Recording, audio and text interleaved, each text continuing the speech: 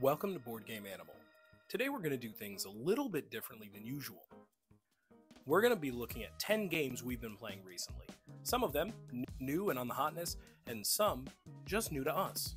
I enjoyed all of these, and the different thing that we're going to do today is I'm going to give you my personal 1 to 10 rating of each of these games, as well as some brief thoughts on them. I'm going to go from the bottom to the top to the most enjoyable, but as you'll see, I commend every single one of these for one reason or another. Let's get into it. I hope you got enough birdseed for tonight. Wait, what? For the pigeons? No. You said What for do you mean? game night we're playing with all my pigeons. I invited all the pigeons I know. There's like 75 of them. 76 if Petey gets out of work. I didn't say all my pigeons, Harry. I said that tonight we're playing Oh My Pigeons from Ravensburger.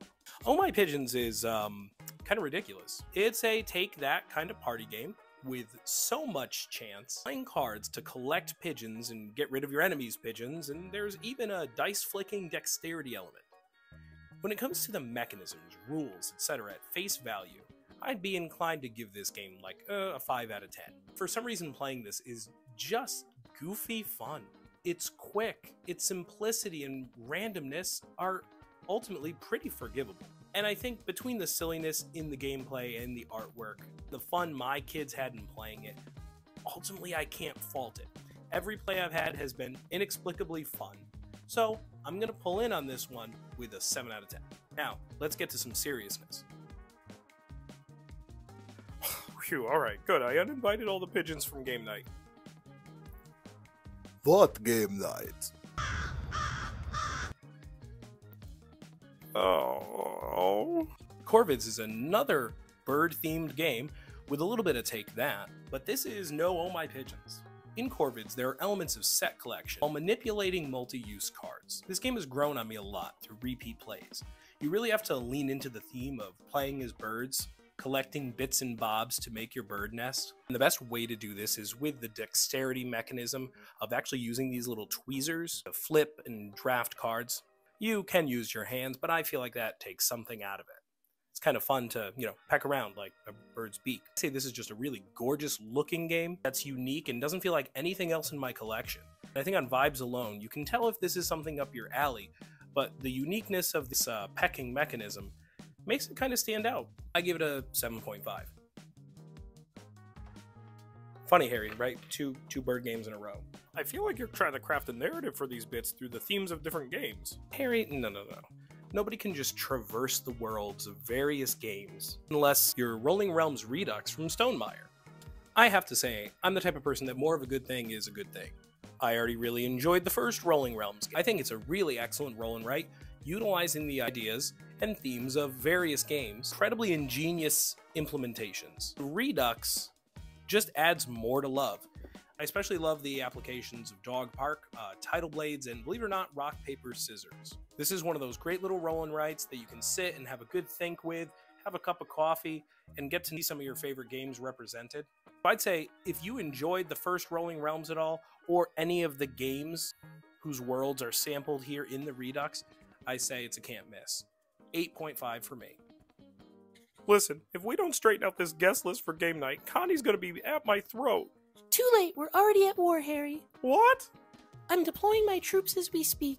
Troops? I don't have any troops. I'm coming at you from all sides, Harry, be it land, air, or sea. Right. The last thing I need is my Critters at War from Arcane Wonders. Critters at War is an incredible two-player battling card game that is a re-themed rendition of Air, Land, and Sea. Every now and then a two-player game comes along that is just an exquisitely balanced work of art. Every card feels so powerful. There's a spectacular amount of crunch and decision making in a game so small that plays so quickly. War puts adorable artwork and fun theming on an already wonderful, highly renowned, and highly replayable game. If you like easy to table two-player game with high tension that is going to hit the table a lot, or if you're a sucker for the adorable animal artwork, which I'm not going to lie, is a huge draw for me. But in the case of Critters at War, it's just the cherry on top of an already delicious game. Another 8.5 for me. We have another problem. Harry invited the fish. Oh, come on. He did what? I tried to tell him the components are not waterproof.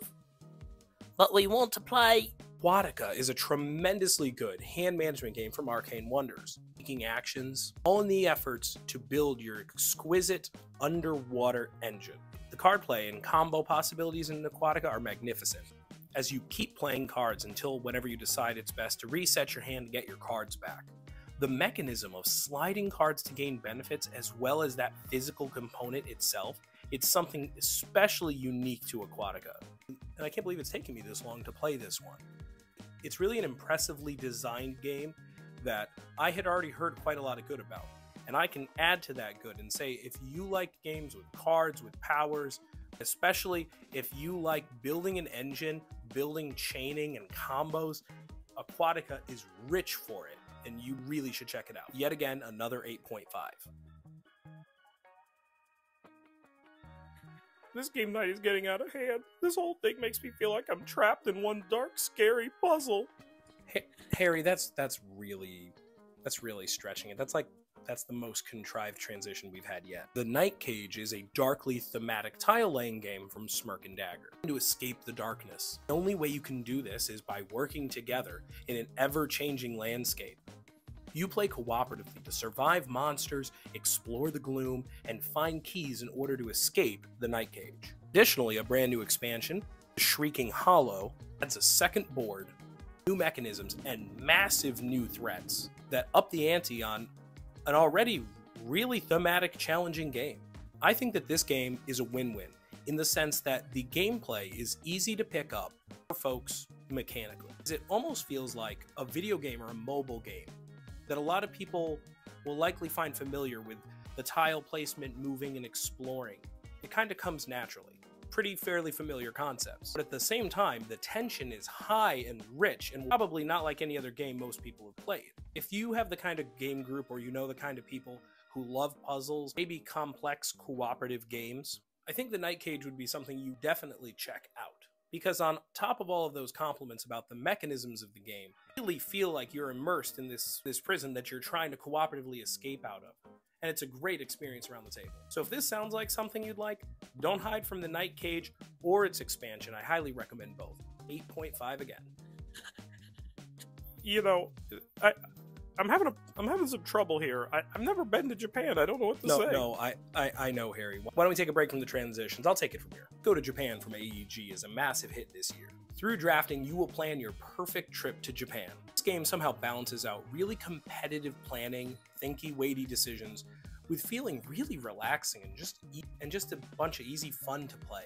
I'd say it's the kind of game that you could easily play theme first, right? Trying to build your perfect Japanese vacation and seeing how things pan out.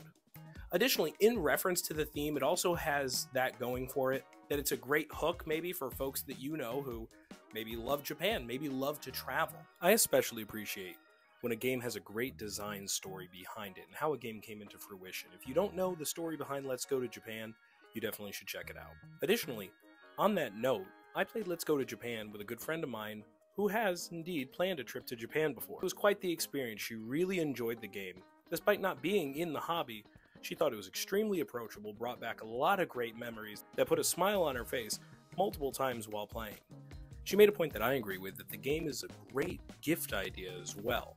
I'm absolutely positive that it won't be long before we see more Let's Go games from AEG. It's a no-brainer, and I can't wait to see what else they cook up. Because somehow, in just one little game, they managed to pack really interesting gameplay, a fun system for drafting, a lot of little Easter eggs of the culture, and gorgeous art throughout. It's just a hit through and through. I give Let's Go to Japan a 9. Furnace and its expansion, Interbellum, from Arcane Wonders is a game that took me way too long to play. I don't know what I was waiting for.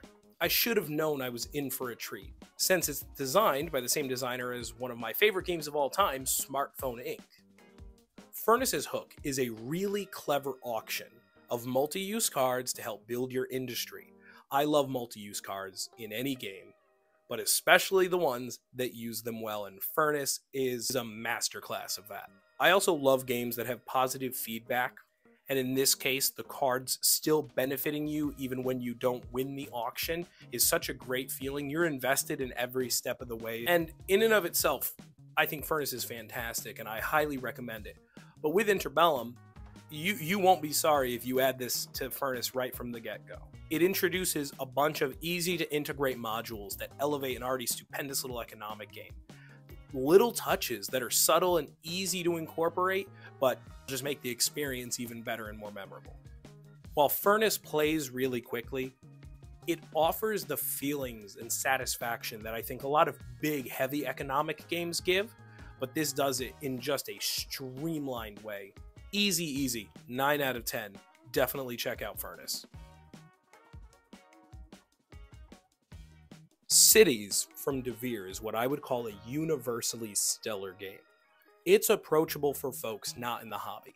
It can be taught to young players, and it packs a lot in this little box for dedicated hobby gamers to really sink their teeth into. Yeah, I know it's gotten a bit of grief even from me about the generic title. Cities, right? You know what? At the end of the day, I don't even really mind it, and I think one of the reasons for that is it kind of gives the game a general approachability. It lends to that unassuming nature that I think can appeal to non-gamers because Cities is the kind of game that I think everyone should have.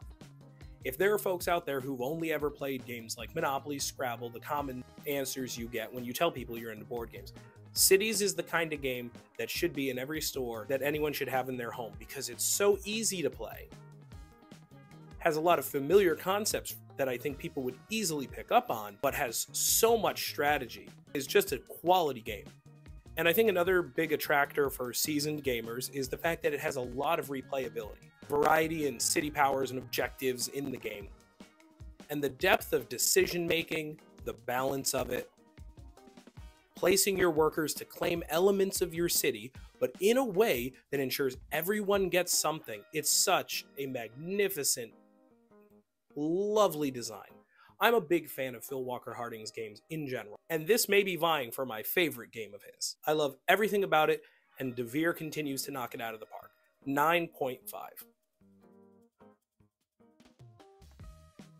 Hey, do you think it's time that I could, delve back into these transitions? I think it would be a good way for me to chronicle the events. You know, I was pushing it. That was pushing it, but I'll allow it. Oh wow, Kinfire Delve. So far, I've only had the opportunity to play Scorn Stockade and Callous Lab. They're solo or two-player games by themselves, but I think that they excel at as solo games especially. Kinfire Delve is just sublime. Manage your hand of cards, you roll some dice, you make weighty decisions as you delve down through the well deck of cards that simulates your exploration through a locale in order to reach the boss. You play skill cards that match the colors of challenges, puzzles, enemies, etc. to push your way through the adventure and get rewards for each one you complete. You also don't automatically shuffle your cards up when you run out, hand back. To do that, you have to take exhaustion, which is a really interesting mechanism that adds challenge without being overbearing. I don't like games that are outrageously punishing just for the sake of it, but this game simulates that push through a dungeon where you're trying to delve deeper and the job is getting harder and you're getting more tired. So it simulates that well without being too much. If you like games that are tactical, with clever card management, but at the same time love the fun of rolling some dice, boosting abilities, little card effects and combos, then you have to give one of these Kinfire Delves a try. They're all standalone. You can mix and match some elements of them. But ultimately, this is just not a game you want to miss. They pack so much in these little tiny packages. It's immense and impressive. I'm really hoping somehow I can get my hands on Kinfire Chronicles at some point. That just seems like a wonderful experience that I can't wait to cover at some point in the future. You know, with Kinfire Delve, though, I'm so impressed by the quality of the gameplay itself, the design, the production. Love everything about Kinfire so far, and I'm on the edge of my seat for the future of this series. This is a 9.5 with room to grow. One of the best things I've played in 2024, period. I want to give a huge thanks right away to Arcane Wonders and to Smirk and Dagger, providing us with review copies of Night Cage and Aquatica and Critters at War, Furnace, and their respective expansions, because they really helped make this video possible. And as a channel that's still growing and finding its feet, Board Game Animal really appreciates the support. You guys are awesome. Now I have to say, if you've played any of these, or if you have any questions about them, please comment below, ask. I'd love to hear from you in the comments. There are also going to be links to all of these games, the respective websites down below as well. Thanks for watching. Thanks for the likes, commenting, and subscribing. And don't forget to keep playing all of these awesome board games like an animal.